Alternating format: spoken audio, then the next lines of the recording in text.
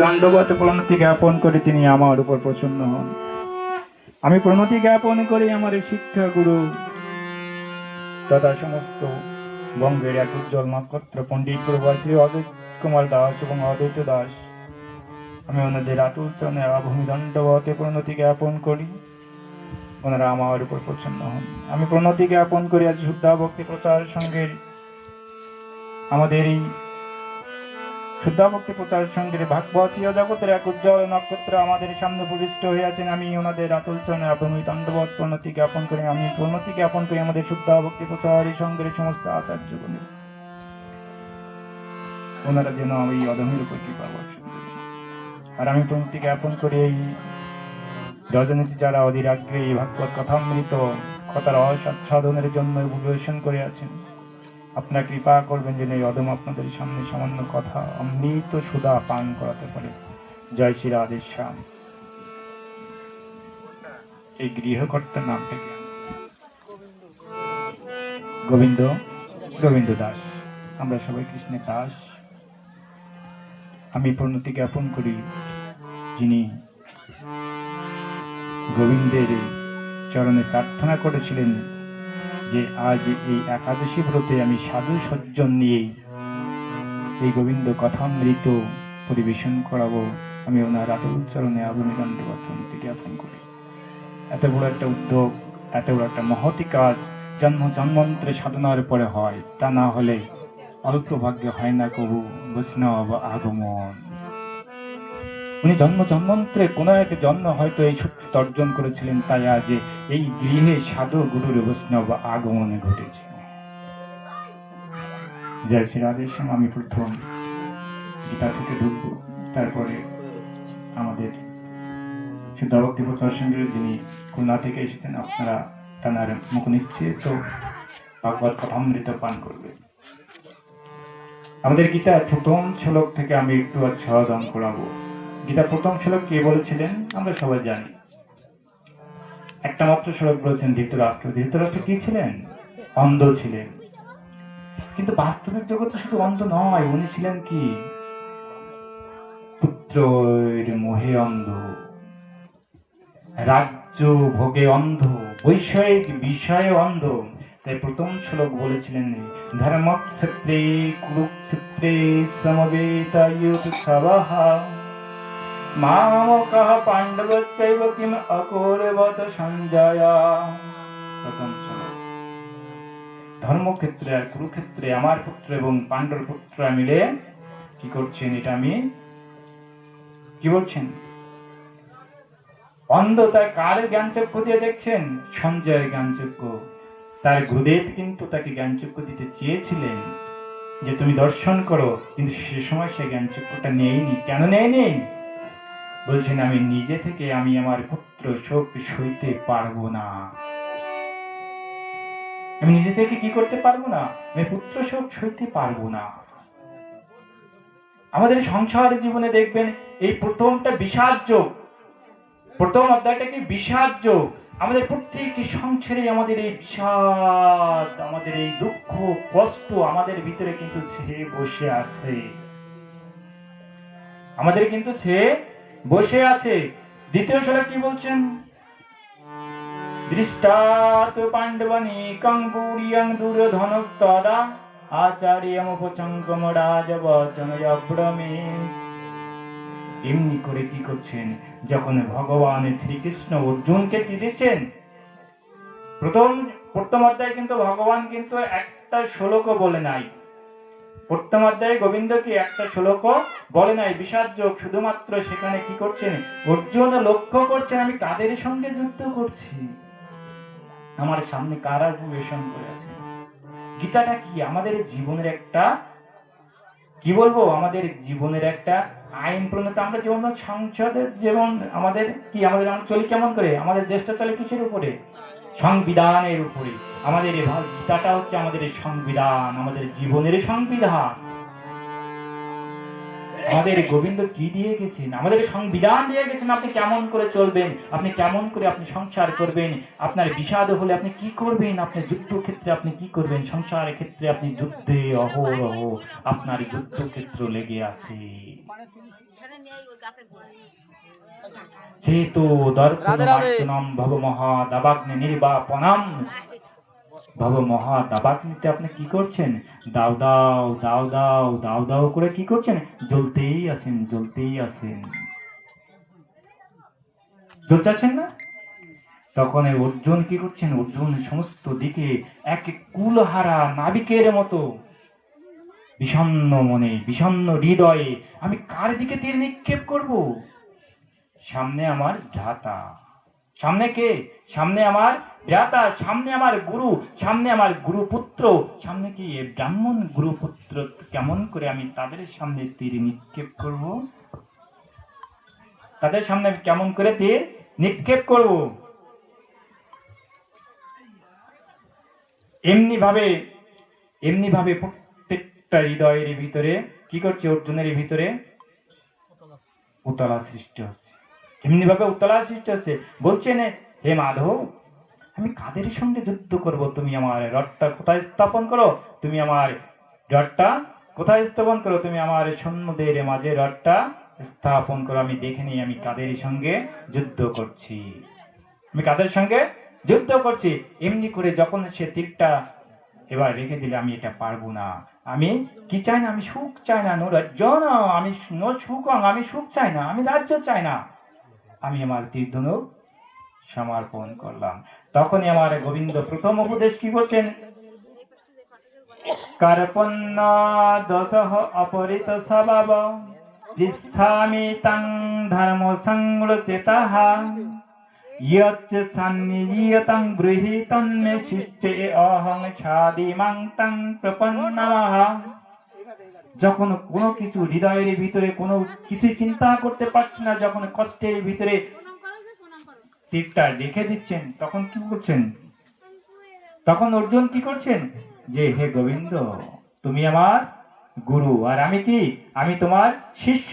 তুমি আমাকে এবার বলো, আমি এবার কি করব? মাতাজি এখানে আর দরকার নেই, না হলে এখানে দাও, এখানে দাও, এখানে দাও, দাও, এখানে দাও, হ্যাঁ দাও। আচ্ছা এবার এটা নাও, তুমি কি গলে দেবে? আচ্ছা এবার একটু সামনে আসো, সামনে আসো, সামনে এসে মৃদঙ্গে একটু। ভাগবত শুরু হয়ে গেলে, একবার কথা মৃত শুরু হয়ে গেলে আর কোনো কাজ চলবে না, সবাই সবকিছু অফ।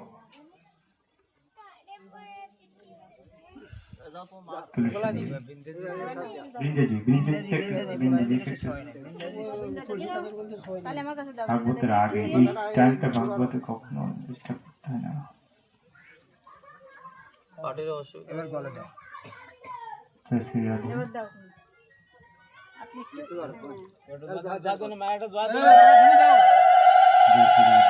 জয় জয় শ্রী গুরু শ্রী নিতাই গৌর সীতানাথ প্রীতি প্রেমানন্দে গৌর হরি হরি বল।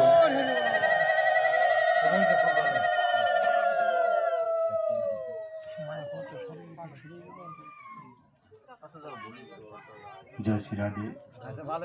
ভাগবত কথামৃত পরিবেশন শুরু হয়ে গেলে আর সমস্ত কাজ বন্ধ হয়ে যাবে। সমস্ত কথা, সমস্ত সাংসারিক চিন্তা, সমস্ত সাংসারিক কথাবার্তা সব কিছু পরিত্যাগ করে এখানে বসতে হবে। আমাদের শাস্ত্র প্রমাণ দিচ্ছেন, যেহেতু এটা হচ্ছে এটাও জানতে হবে শাস্ত্র কোথায় প্রমাণ দিচ্ছেন। চাণ্ডল্য ঋষির আশ্রমে সমস্ত ভক্তরা কি করছেন? এই ভাগবত কথামৃত পরিবেশন প্রত্যেকদিন সকালে চাণ্ডল্য ঋষি ভাগবত কথামৃত পরিবেশন করাচ্ছেন। যখন পরিবেশন করাচ্ছেন সে সময় কি করছে? যখন সামনে ঋষিরা আছে, বলছেন কি যে আমার প্রকৃত ভক্ত এখনো আসে নাই। সামনে কিন্তু সমস্ত ঋষিরা বলছে আমার প্রকৃত ভক্ত এখনো আসে নাই। সে কে ছিলেন? আপনারা সবাই জানেন, জনক রাজা। কে ছিলেন? জনক রাজা। আমি সংক্ষেপে বলি, জনক রাজা যখন আসছেন তখন ঋষিদের ভিতরে একটা অহংকার সৃষ্টি হয়েছে। আমরা সবকিছু ত্যাগ করে বৈরাগ্য বেশ ধারণ করেছি। আমরা কি করেছি? সবকিছু ত্যাগ করে বৈরাগ্য বেশে ধারণ করেছি, আর বলছেন যে আমি আমার ভক্ত এখনো আসে নাই, প্রকৃত শ্রোতা এখনো আসে নাই। তাহলে হৃদয়ের ভিতরে যে আমরা বৈরাগ্য বই ধারণ করেছি, আমরা সমস্ত বিষয়ের সাথে এক করেছি, আর ওই বিষয়ের উপরে যে ডুবে আছে সেই হচ্ছে প্রকৃত ভক্ত, সে প্রকৃত শ্রোতা। তখন ছান্ডাল এসে বুঝতে পেরে কি করছেন, মন্ত্র বলে একজনকে কি করছেন, একজন বালক বেশে ধারণ করে ওই ঋষিদের পিছন থেকে ওই কুণ্ডলীগুলো চুরি করে নিয়ে যাচ্ছে। যখন চুরি করে নিয়ে যাচ্ছে, এবার বালক কি বলছেন, আর এক বালক বলছে কি, ওই যে তোমাদের কুণ্ডলীগুলো চুরি করে নিয়ে যাচ্ছে। যখন দেখছে ওই ভাগবত আসর থেকে দৌড়াচ্ছে, ভাগবত আসর থেকে দৌড়াচ্ছে, সবকিছু ত্যাগ করে দিয়েছে, কিন্তু ভাগবত আসর শিক্ষা দিচ্ছেন, শাস্ত্র শিক্ষা। যখন দৌড়াচ্ছেন তখন কি করছেন, এবার যে কুণ্ডলীগুলো এনে বসে আছেন, বসে আসার পরে তার পরবর্তী যখন আবার পাঠ শুরু হয়ে গেছে, যখন পাঠ শুরু হয়ে গেছেন, এরকম সময় আবার ওই বালক এসে বলছেন, জনক রাজা, জনক রাজা, তুমি এখানে বসে ভাগবত কথামৃত পান করছো, আর তোমার ওদিকে কি হচ্ছে, তোমার রাজ্য পুড়ে ছারখার হয়ে যাচ্ছে, তোমার রাজ্যে আগুন লেগেছে, তোমার রাজ্য পুড়ে ছারখার হয়ে গেছে। জনক রাজা বলছেন, যাক না, আমার রাজ্য পুড়ে আমার গোবিন্দ দেখবেন আমার রাজ্য, আমি এখন এসেছি ভাগবত কথামৃত শ্রবণ করতে। যত সময় পর্যন্ত এই ভাগবত কথামৃত আমি পান করব, ততক্ষণ পর্যন্ত পিবত মুহুরহ পিবত ভাগবতম রসম আলায়ম, ভাগবত রস কি করব, আমি পান করব। নিগম কল্পতর গলিত ফলম সুখ মুখত অমৃত সংউতম পিবত ভাগবতম রসম আলায়ম। পান করতে বলছেন, এটা কিন্তু শোনা না, এটা পান করতে হয়। তা বলছেন, আমি এই ভাগবত রস সুধা অমৃত পান করব, যতক্ষণ পান করব ততক্ষণ পর্যন্ত আমার বিষয় আশায় সব যদি ধ্বংস হয়ে যায়, তবু আমি এই ভাগবত আসর থেকে যাব না। এই জন্য ভাগবত আসরে যতক্ষণ পর্যন্ত পাঠ শুরু হয়ে যাবে, সমস্ত কিছু বাদ হয়ে যাবে, শুধুমাত্র ভাগবত কথামৃত শ্রবণ করতে হবে, পান করতে হবে। শ্রবণ মনটা পান করতে হয়। এবার কি বলছি, আমরা ধ্যান দিই, জয় শ্রী রাধে। এবার কি বলছি, আমাদের অর্জুনের হৃদয়ে যখন এই বিষণ্ণতা, যে আমি কাদের সঙ্গে যুদ্ধ করব, কাদের সঙ্গে আমি যুদ্ধ করব, বলছেন, হে মাধব, সেনাই ওর ভয়ের মধ্যে রথং স্তয়মে অচ্যুত, হে অচ্যুত, তুমি এই সেনাদের মাঝে আমার রথ স্থাপন করো। আমি দেখতে চাই কারা কারা আমাদের এই যুদ্ধে অংশগ্রহণ করছে।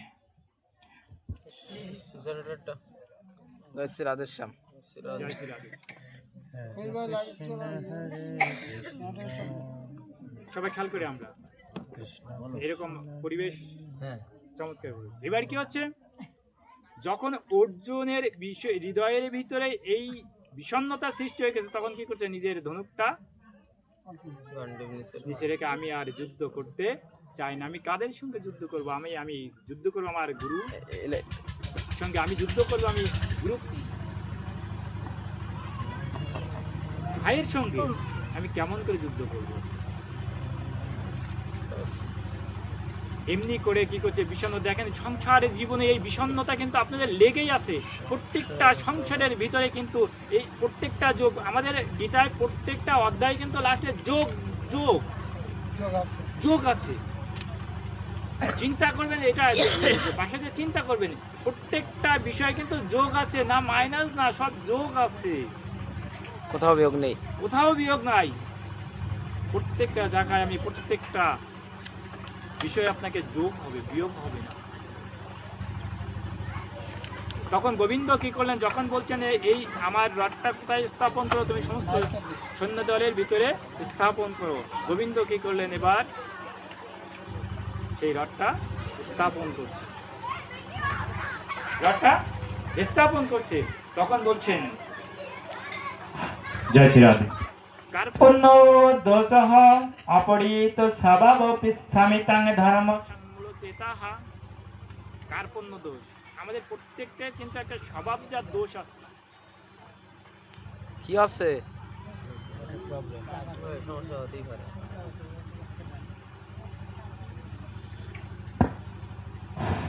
জয় শ্রী রাধে। আমাদের প্রত্যেকের স্বভাবজাত একটা দোষ আছে, দেখবেন প্রত্যেক মানুষের একটা স্বভাবজাত দোষ আছেই। তা বলছেন এই কার্পণ্য দোষ আমাকে ছাড়ছে না, এই কার্পণ্য দোষ কি করছে, আমাকে ছাড়ছে না, এই কার্পণ্য দোষ আমাকে ছাড়ছে না। তখন কি বলছেন গোবিন্দ, এবার প্রথম উপদেশ দিচ্ছেন, কুতস্তা কস্লমিদম বিষমেশম উপস্থিতম অনার্জষ্টম সর্গম কীর্তি কর্মর্জনঃ। প্রথম এই শ্লোকটা চিন্তা করবেন, কি বলছেন, এই ঘোর সংকটময় যুদ্ধস্থলে যা জীবনের প্রকৃত মূল্য বোঝে না, ধ্যান দেবেন ভালো করে শ্লোকটায়, জীবনের প্রকৃত মূল্য বোঝে না। কি বলছেন, হে অর্জুন, এই সংসারের জীবনে, এই ঘোর অন্ধকারময় জীবনে যারা জীবনের প্রকৃত মূল্য বোঝে না, তুমি তাদের মতো ব্যবহার করছো কেন? জীবনের প্রকৃত মূল্যটা কি? জীবনের প্রকৃত মূল্যটা কি? ষষ্ঠ অধ্যায় স্পষ্ট বলে দিয়ে যাচ্ছেন, উদ্ধারয়েত আত্মনাম ন আত্মনায় অবসাদায়েত। তুমি তোমার নিজেকে উদ্ধার করো, তুমি তোমাকে নিজেকে অধোগতি হতে দিও না, তুমি অধোগতি হতে দিও না। তুমি কে? তাহলে তুমি কে? কেন বলছে তুমি? ভূমিরাপ অনলবায়ুখম মনোবিদ্যুরে বচা অহংকার ইতি অম্মে। এই যে আটটা বস্তু, এই আটটা কি? এটা বলছে জড় প্রকৃতি, আর আমার একটা প্রকৃতি আছে। তাই এখানে সেটাই বলছেন, এই ঘোর অন্ধকারময় জীবনে, সংসারে জীবনে যারা প্রকৃত মূল্য বোঝে না, তুমি তাদের জন্য দুঃখ করছো কেন হে অর্জুন? তুমি তাদের জন্য কেন দুঃখ করছো? প্রকৃত মূল্যটা কি? প্রকৃত বস্তুটা কি? প্রকৃত বস্তুটা কি? এই প্রকৃত বস্তুটা হচ্ছে স্বয়ং গোবিন্দকে ভজনা করা, স্বয়ং গোবিন্দকে চিনতে পারা। যারা চিনতে পেরেছেন, গোবিন্দ বলছেন তারা জীবনের প্রকৃত মূল্যটা বুঝতে পেরেছেন। এক জন্ম হবে না, এক জন্ম হবে না, জন্ম জন্মান্তরে এই সুকৃতির ফলে আপনি সেই গোবিন্দকে শুধু চিনতে পারবে। বহুনাং জন্ম নাম অন্তে জ্ঞান বানং প্রপদ্যতে। বহু বহু জন্মের পরে একজন জ্ঞানবান। জ্ঞানবান বলতে কাদেরকে বোঝা হচ্ছে? আমি মাস্টার ডিগ্রি পাস করেছি, আমি ডাক্তার হয়েছি, আমি ইঞ্জিনিয়ার হয়েছি, এই জ্ঞান না। পৃথিবীর সর্বশ্রেষ্ঠ জ্ঞানী ছিল উদ্ধব মহারাজ, বলা হয় আমাদের সনাতন ধর্মে যে দেবগুরু বৃহস্পতির শিষ্য। উদ্ধবের জ্ঞানের গরিমাকে কি করেছিলেন?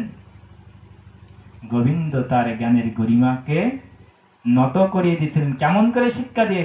যাও তুমি গোপী গৃহে যাও, যাও তুমি ব্রজে যাও, দেখে আসো প্রেম কাকে বলে। তুমি তো তোমার জ্ঞানের ভান্ডার নিয়ে, আমি ইঞ্জিনিয়ার, আমি ডাক্তার, তোমার জ্ঞানের কোনো মূল্য নেই। তোমার সংসারে দেখো দাও দাও করে চলতে থাকবে। তুমি এই জন্ম পরে তুমি সুখ ভোগ করবে, এই সুখ ভোগ করার পরে তোমাকে কি করতে হবে? আবার এই জন্মের ভিতরে আবার ঢুকতে হবে, তোমার মাতৃকোলে আসতে হবে। তোমাকে মাতৃকোল থেকে তোমাকে কি করতে হবে? তোমার গৃহে বিয়ে করতে হবে, তোমার স্ত্রীর আশ্রয় নিতে হবে। তারপরে কি করতে হবে? তুমি চাকরি করলে তুমি বসের আশ্রয় নিতে হবে, বসের আশ্রয় করে তুমি কি করবে? ডাক্তারের আশ্রয় নিতে হবে। এমনি করে আবার এই সন্তানের আশ্রয় নিতে হবে। এমনি করে জীবন শেষ, আবার তীর্থজনিতে ভ্রমণ করতে হবে, যদি না তুমি সাধু সঙ্গে আগমন না করো। এই জন্মটার মূল্যটা কি কখনো চিন্তা করেছেন? কখনো চিন্তা করেছেন? খাচ্ছি, ঘুমাচ্ছি, কিন্তু জন্মের কোনো মূল্য আমরা আমাদের নিজেকে চিনতে পারছি না। আমরা নিজেকে চিনতে পারছি না। তাই গোবিন্দ শেষে বলেছে, কি বলছেন? তোমরা সবকিছু ত্যাগ করে শুধু আমার ভজনা করো, আমার ভজনা করে। কেন ভজনা করো? পুনরাধ্যায় সেটা বলে দিয়েছেন, মামই বাংশ জীবলোকে জীবভূত সনাতন। আমার অংশ প্রত্যেকটা জীবের ভিতরে না মনুষ্য, আপনি মানুষ আর একটা পশু, এর ভিতরে পার্থক্য আছে কি? আমি মনুষ্য করে জন্মগ্রহণ করেছি, তাই আমি গর্ব করছি, এই আমার সম্পদ, আমার স্ত্রী, আমার পুত্রকে হাত দিলে আমি আরেকজনের উপরে লাঠি ধরছি। কিন্তু পশুর ভিতরে যে জিনিসটা আছে না, দ্বিতীয় অধ্যায়ে সেটা বলছেন যে বাসাংশি জিন্নানি যথা বিহায় নবানি গৃহাতি নর পরানি তথা শরীরানি বিহায় জিন্ন নন্দনি সন্ততি নবানি দিয়ে এই জিন্ন বস্ত্র ত্যাগ করে মানুষ যেমন নতুন বস্ত্র ধারণ করে, তোমার ভিতরে যে বস্তুটা আছে না, ওটা তোমার ওই দেহটা ত্যাগ করে আর এক দেহ ধারণ করবে। কিন্তু সেটা না হতে পারে মনুষ্য দেহ, সে হতে পারে বৃক্ষ দেহ, সে হতে পারে পশুজনী, সে হতে পারে কৃমিজনী, তির্যক জনিতে আপনি ভ্রমণ করতে পারেন। নৈনং সিদন্তে শস্ত্রাণি নৈনং দহতে পাবক। একে কি করা যায় না? অস্ত্রের দ্বারা ছেদন করতে পারবেন না, একে আগুনে পোড়াতে পারবেন না, একে রোদে শুকাতে পারবেন না, জলে ভিজাতে পারবেন না। শুধুমাত্র দেহ থেকে চলে যাবে, তখন শেষে ঠিকানা হবে ওই ধর্ম অর্থ কাম মোক্ষ, ওই যে চারটে খুঁটিয়া চলবে, দাও দাও দাও দাও করে পড়তে থাকবে, পড়তে থাকবে। কি অর্থ আছে? 18তম অধ্যায়ে যে বলছেন সর্বধর্মান পরিত্যাজ্য মাম একং শরণং ব্রজ, সব ধর্ম ত্যাগ করে তুমি শুধু আমাকেই ভজনা করো। এখানে কি আমাদের সনাতন ধর্ম বা অন্য ধর্ম বলেছে? না।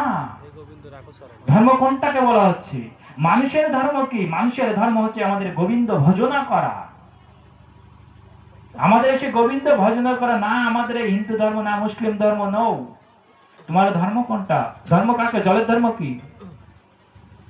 জলের ধর্ম তরলতা, এটাই হচ্ছে ধর্ম। তাই বলছে সব ধর্ম ত্যাগ করো, তুমি তোমার কর্ম যেভাবে করবে সমস্ত কর্ম আমাকে নিবেদন করো। তুমি যা কিছু করবে, তুমি সন্তান উৎপাদন করবে তাও আমার নিমিত্তে করবে, তুমি সংসার করবে সেটা আমার নিমিত্তে করবে, তোমার সংসারটা কৃষ্ণময় করবে। এটাই হচ্ছে সর্বধর্মান পরিত্যাজ্য মাম একং শরণং ব্রজ। 5 মিনিট আমার সময় চলে গেছে। তাহলে কেমন করে বলছেন? এবার ভজনাটা তাহলে কেমন করে করতে হবে? ভজনটা কেমন করে করতে হবে? দাদা 5 মিনিট সময় নেই, 5 মিনিট বিশ্রাম দিয়ে দিচ্ছি। যেহেতু 5 মিনিট সময় আছে, ভাগবতে একটু প্রবেশ করি। আপনারা সবাই যেহেতু ভাগবতে আছেন, আমি ভাগবতের মহিমাটা একটু আচ্ছাদন করাই। আপনারা যারা এখানে আছেন কোন উদ্দেশ্যে এসেছেন, কেন এসেছেন, আপনাদের লাভটা কি? আপনাদের লাভটা কি? তাহলে একটু লাভটা নেওয়ার প্রয়োজন আছে না? এই কষ্ট করে সংসারে হয়তো কেউ এসেছেন, দেখেন স্বামী বলছেন যে ঘরের ভিতরে একা আছে, আমি একা আছি, তোরা চলে যাচ্ছিস, এরকম অনেকে আছেন। ভাগবতে যেতে হলে এটা কলিযুগে বাধা আসবেই, আসবেই। কিন্তু এখানে এসে আপনাদের লাভটা কি? কাল বলছে যেদিন থেকে জন্মগ্রহণ করেছে এই পৃথিবীতে, আমি তোমার পিছে কাল, আমি কাল তোমার সময়টাকে কুড়ে কুড়ে খেয়ে নিচ্ছি। পিছন দিক থেকে কখন তোমাকে আমি অ্যাটাক করবো তুমি এটা বুঝতে পারবে না।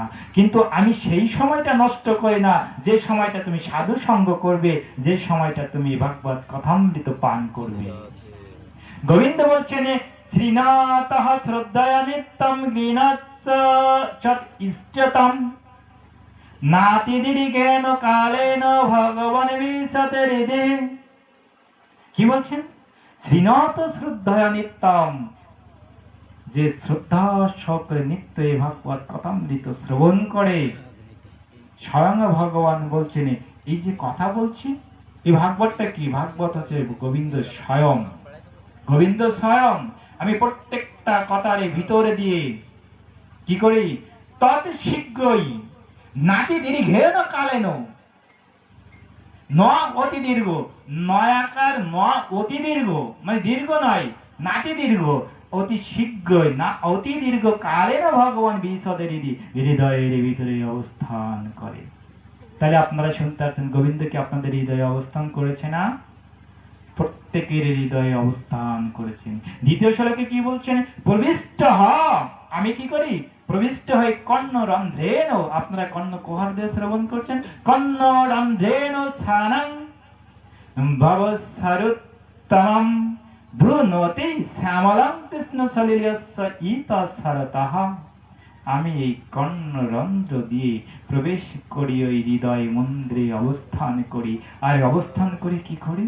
ওই যে ময়লা আবর্জনা আছে না, যে ময়লা আবর্জনা আছে না, সংসারের ভিতরে থেকে থেকে থেকে থেকে কত পাপ কোন পঙ্কিল আছে, ওই কি করি আমি ওর ভিতরে ঝাড়ুদার হয়ে না, আমি তোমাদের হৃদয়ের ময়লাটা পরিষ্কার করতে থাকি।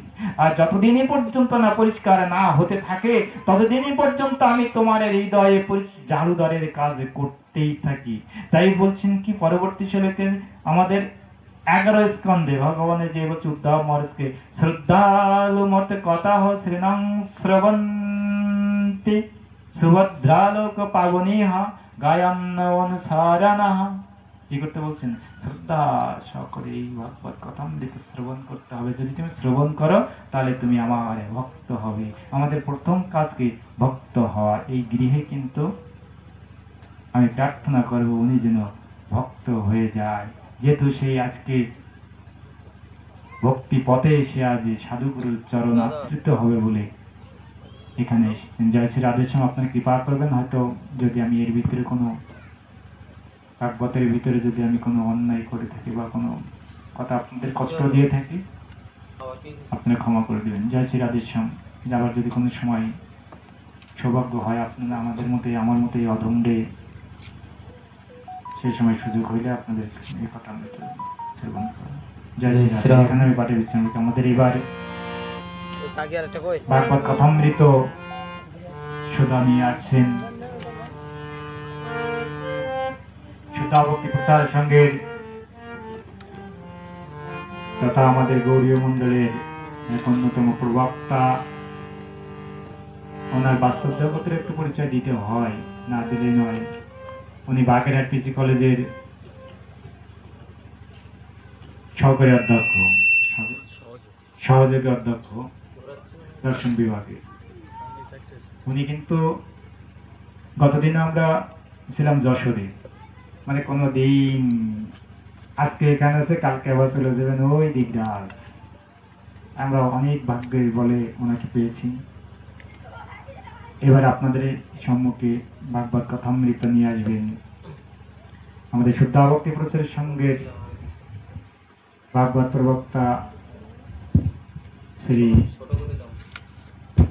পবিত্র দাস মহাশয়। সবাই আমরা তাকে জয়ধ্বনি দিয়ে জয় শ্রী রাধে।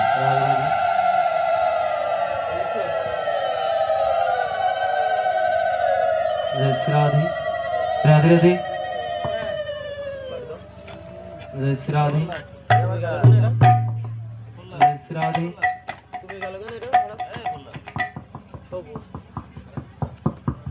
जय श्री राधे राधे राधे। जय श्री राधे।